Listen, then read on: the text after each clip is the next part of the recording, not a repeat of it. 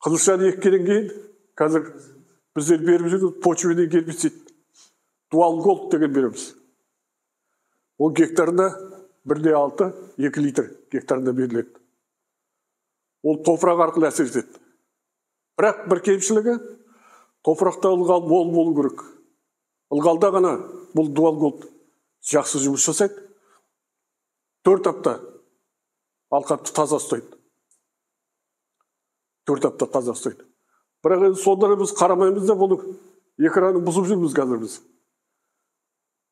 Қайтадан арам шөп шығып келеткен сияқты болады да біз ана бицепс гарантпенен 1 литрден арасында қосып жүрміз. Ол да жақсы, ол да жақсы. Сосын Зелек супер. Зелек супер, мына бастапқыда шашқадан кейін бізге көрінбейді ол. Жап-жасыл болып тұрады. 15 күн керек ол. 15 күннен кейін сап-сары болып өзі кетеді. Ойбай, анау арам шөп әлі тұр. Жап-жасыл әсер етпеді деп қоямыз. А бұл дұрыс емес екен. Сосын мына Жамбыл облысында Асот деген бар. Өте жаман. Санет. Сол Асотқа Лантрел Грант деген бар. Хакер деген гербицид. Өте жақсы. Бұл 120-160 грамм қана гектарда. Порошок. Оны алдымен порошок, бұны гербицидтер порошок көретін болсаңыздар, алдымен бір ыдысқа ертіп алыңыздар порошокты. Содан кейін барып, ана опрыскивательге саласында құясыңдар. Алдымен ертіп алу керек порошоктарды. Сол мына неге Асотқа жақсы әсер етеді екен. Ол мына жапырақ арқылы келеді. Сол біз ана ойбай анан әсер етпей жатыр, дұрыс емес, кішкене неттеп, тәпкіменен шауып жүреміз. А ол анау жоғарыда төмен қарай тамырға қарай кетіп бара жатыр. Біз оны ортадан шауып тастаймыз, ал тамырды қайтадан шығып кетеді. Мына гербицид таныға жетпейді тамырға. Сондай бір несі бар. Саршөпке қандай не бар? Саршөпке. Ау. Павелика. Оны енді керп деген гербицид бар. Керп дейді. Соны шашады. Бірақ енді соның да әсерін көргеніміз жоқ. Қолмен жинап жүрміз ғой біз.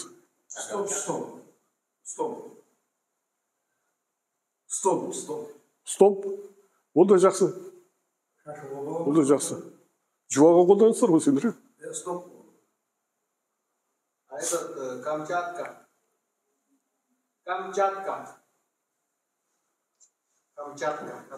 O ne ол? Горчак. А, горчак па? Горчак жаңағы Лантрел Грант хакер жақсалады ғой. Шырмауықты жақсалады ғой. Шырмауық деген пәле ғой ол. Ол деген дүниежүзінде бір 10 сарнек бар. Ең бір керемет. Соның бір өсі бұны шырмауықты Павелика ол не? Венок полевой. Соның құрту бір пәле. Оны 18 рет тескілесеңде бәрі шыға береді. Кішкентай ғана мынандай бір кесілдің ортасынан бір чүк алып қойса, бітті содан өліп шығады екен.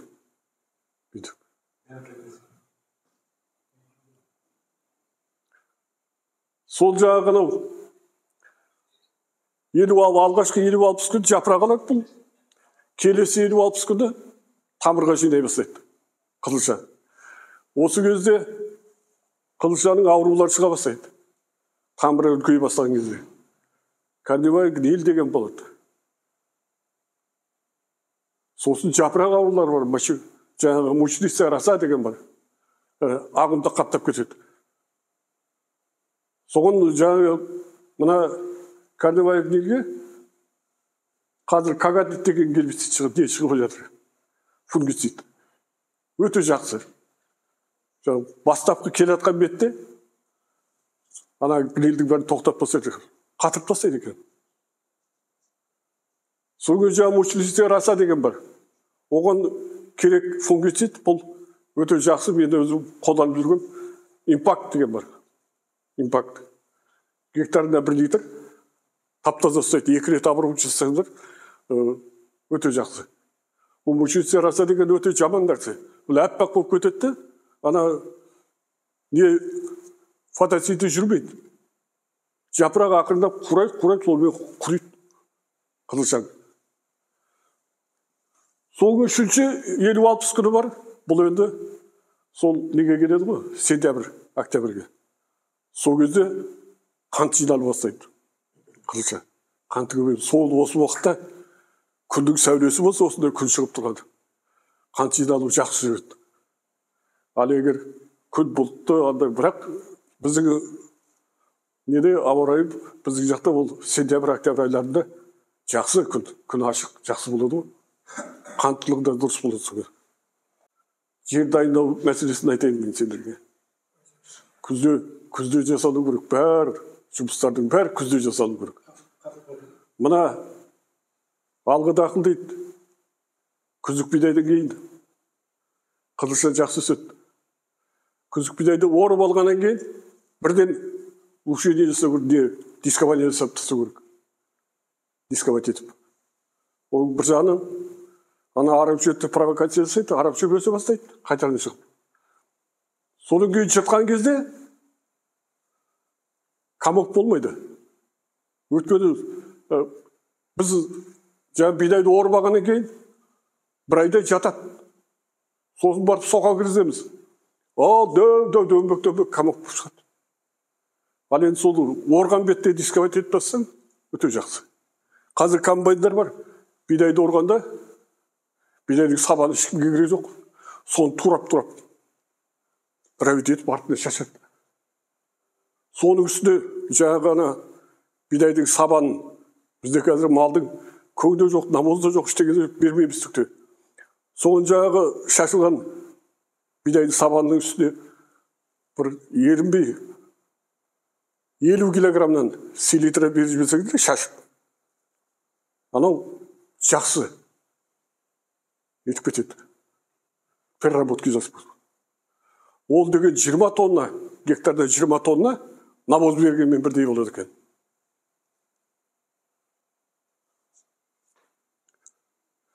Соны жаңағы айтайын деп отырған күзде бәр жұмыстар жасалу керек.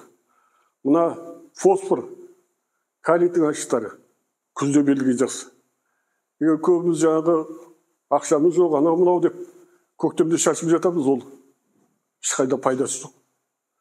Ол келесі қыста ғана жұмыс жасайды, ол да өмірді. Қызылшаға пайдасы жоқ. Күзде беру керек. 10 гектарға примерно қанша ақша кетеді күзде для одобрения? Менде примерно, да? Қанша ақша кетеді күзде мысалы одобрение жасасаң? После жыртқанына гектарына 7.000 төлеп жүр. 7.000. Соң дискованияға 3.000. Удобрениесі 4.000.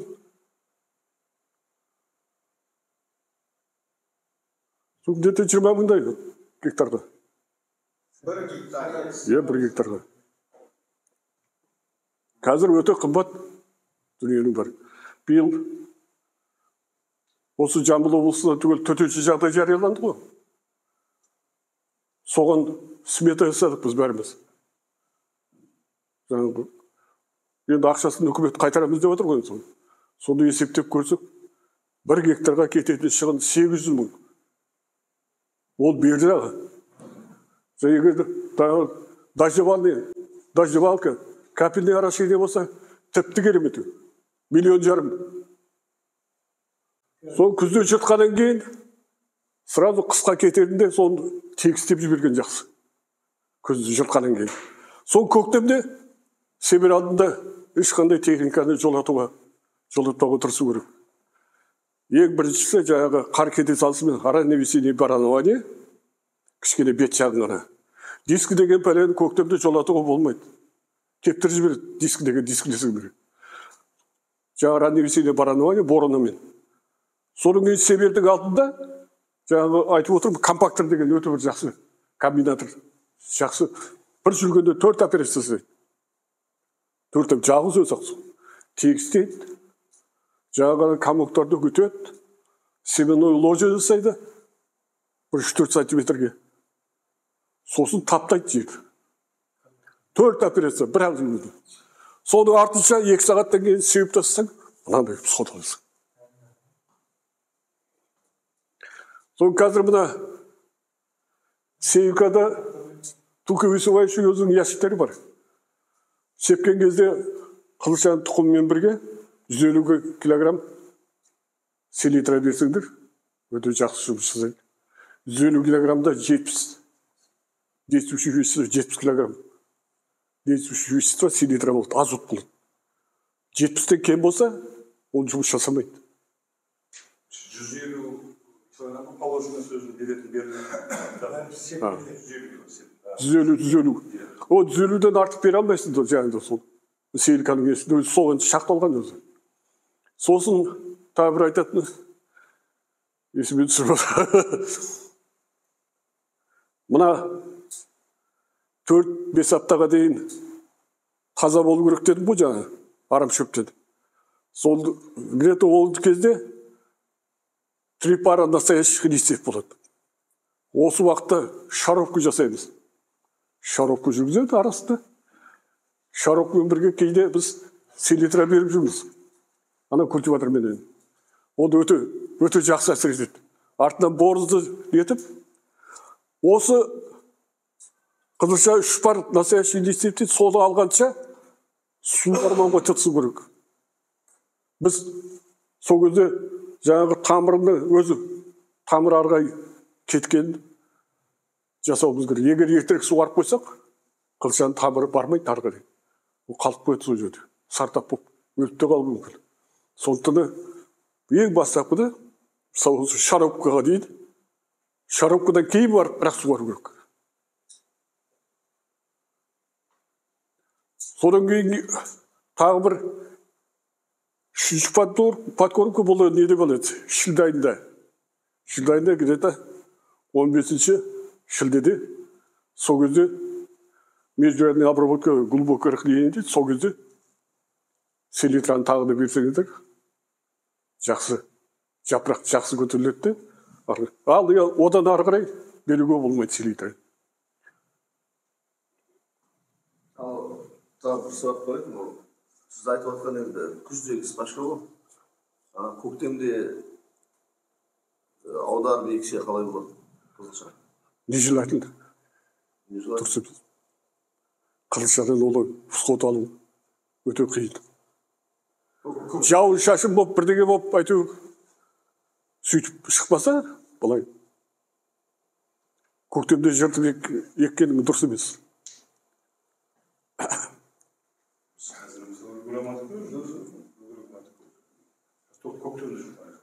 Сол анау соя, тағы басқа дақылдарды егіп жүр ғой.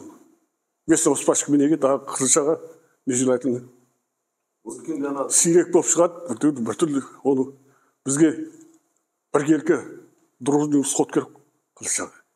Каток жүйеге қойғысы. 1 гектарда 100 мың растение тұру керек. Ала-құла бірдеңе болып шығады, содан кейін жүреміз сол. Өрім болып сол тәпкіменен шөптеп. Каток деген. Егер дружный всход алатын болсаңдар,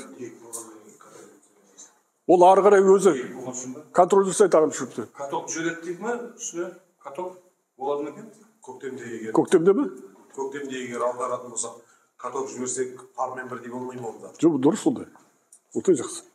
Бірақ қазір сейілкалардың бір жақсы өзінің катогы бар. Сейілкалардың бір жақсы. Прикатывать етіп отырады. Ең бастысы. Қызылшаны 2-3 сантиметрден төмен жібермеу керек.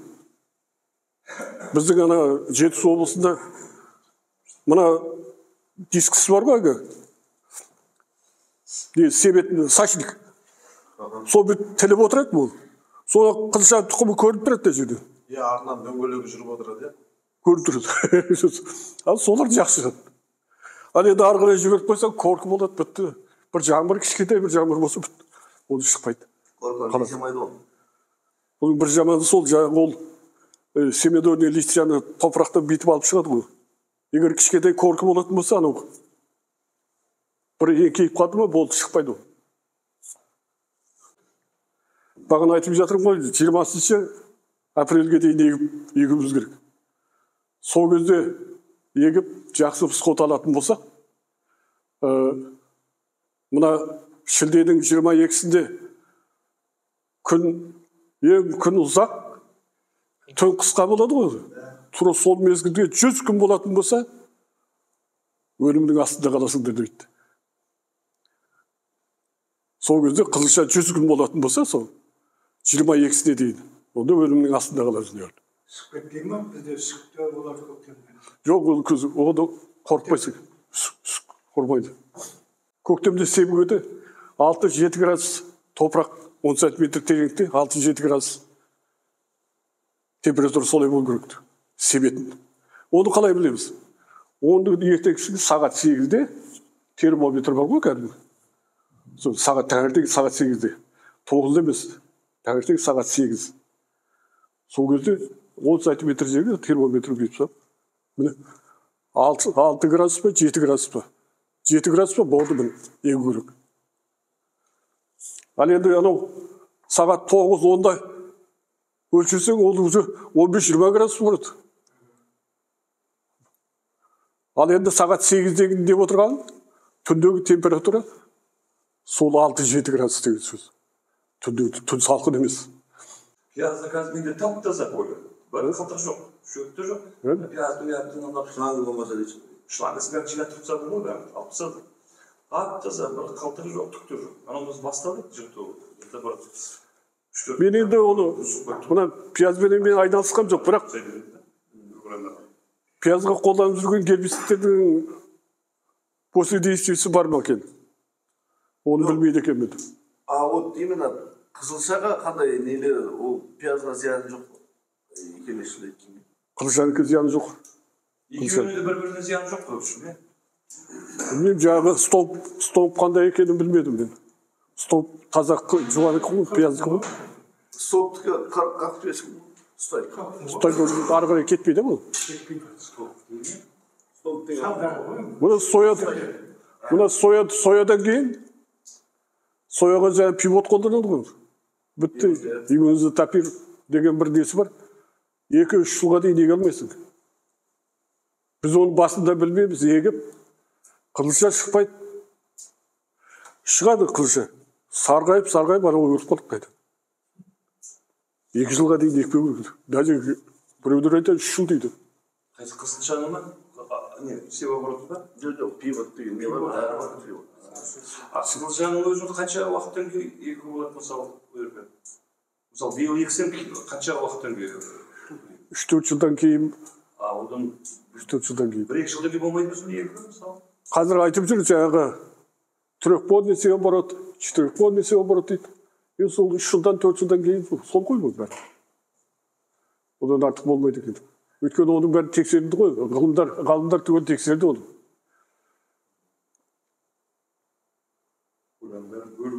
Что бөліп тастау керек. Сейчас қой. Бөліп тастау керек. Негізі пияздың орнынша, егер шлангысы ештеңесі жоқ болса, теп-тегіс болса. Пиязды капельныймен шығармысыңдар ма? Иә. Өткілі жер ғой өзі, жұмсақ. Соның бетіне еге берсе не болады? Өзі де жұмсақ жер ғой. Камар сақтапса болады. Пияздың орны ма? Камар Жоқ, болмайды ол. Бәрін таптатсасын. Иә. Аударған кезде техника қиналмай үйретеді ғой деймін. Жұмсақ біз ана жол басты. Құмшауыт жем бе не? Құмшауыт па не? Нема дейсің? Құм ба? Құм емес. Пияздың орны сондай болады өзі. Ой олай. Пияздың орны деп отыр. Прям шашылып түседі. Қазір аударған кезде прям өзі жем-жеңіл жүреді техника. Дымқыл ғой, дымқыл. Мұна мен білем ана. Қапшағайдың артынан Шеңгелді деген жер бар ғой. Пияз өсіреді ғой. Осы соңғы жылдар олар осы пиязды тастап неге көшті? Қызылшаға. Қазір қайтадан пиязға көшіп жатыр ғой дейді. Неге? Жоқ. Қазір жүгеріге көшті. Биыл жүгерісі далада қалыпты. Қызылшаның несі сатып алу бағасы жақсы болды да сол қызылшаға қарай көшті ғой. Ол жаңғысы сен өзің айтпасың? Олар биыл да көшеді. Жүгерінің бағасы жоқ. Пияздың бағасы жоқ. Келесі жылда солай болады. Бәрібір келеді. демпинг құртты ғой Россияны. Ana. Олар ана сол өзің айтпақшы сол пияздың орнына екті ғой Қызылшаны. Керемет алды ғой олар. Жақсы болды. Жақсы алды. Бірақ тым қашық ана неге дейін Көксудың сақ заводына тасыды ғой. Не қашық? 200 километр отыр. Транспорт ақтамайды. Содан қойды ғой деймін олар. Негізі пияздың орны жақсы болды. Пияздың орнынан олар жақсы алды. Енді аналарда удобрение көп салады ғой пиязға. Пиязға салады. Иә, пияз. Bir tonnadan аса салады аналарда. Bir tonna 300 дейін мысалы салды ғой аналар. Bir tonna 300, 1,5 tonna қайын салады. Соның удобрениесі бар ғой, күші бар ғой.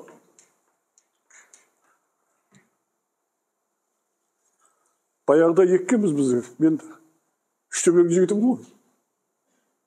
Сосын біз пияз егетінбіз. Соны пияз егіп жүрді, соны 90 жылдардың басында ғой деймін. Қылыш егіңдер деді, Давальский деп. Түгел Қылышаның бәрі шіріп, Реземания деген ауру шықты, бәрі түгел соның бәрімізге заставить етті ғой, қылыш егіңдер деп. Соны мен ауылда жаңа главный агроном 10 гектар жерге кукурузный сеянкамен егіп тастадым жаңа. Қызылша. Кукурузный сеянка. 70 сантиметр. Дәу болып шықты ғой. Керемет. О, деді. Қыз жаңа жуаның орды oldu шында да. Жуаның орды. Соны жаңа ғана неге Көксудың сақ заводына тасыдық. Ол кезде Давальский қант беретін жаңа. Соны жаңа бір гектардан алғанбыз, соны 1 тонна қант алдым ғой. Мен үйіме 1 тонна қант алдым, өзі біз жаңа қарап шөптеп дедім. 1 тонна қант.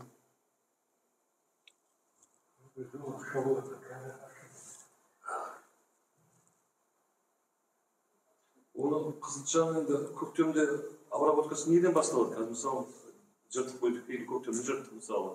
Сонда маллайды ма, кәдімгі тегістеп маллап қойдық па? Боран жіберіп. Желательно күзде маллап тегістеп тастаған жоқсың. Енді қазір мысалы үлгіре алмасақ, қазір енді Құдай біледі ғой, енді басын бастаған, бірақ үлгіре алмадық қой. 30 гектардан бөлек. Енді ана біз енді мына неде өзіміз институттағын, мен өзі қарапайым өзі производстводағы жарым шаруамыз ғой. Көктемде жаңа компакторды 2 қайтарып жібереміз. По диагонали. Иә, кресна кресна. Біз жаңа мала дегенді көп қолданбайды жаңа. Бұл көп жаңағы шетелдің техникалары түгел бәрі бар. Құдайға шүкір. Сонымен кресна крест жібере саламын. 2 слет немесе 1,5 слет сол. Теп-тегіс. Чистым техника жаңа ғой да. Бидая бағын алғым. Бізде жоқ техника.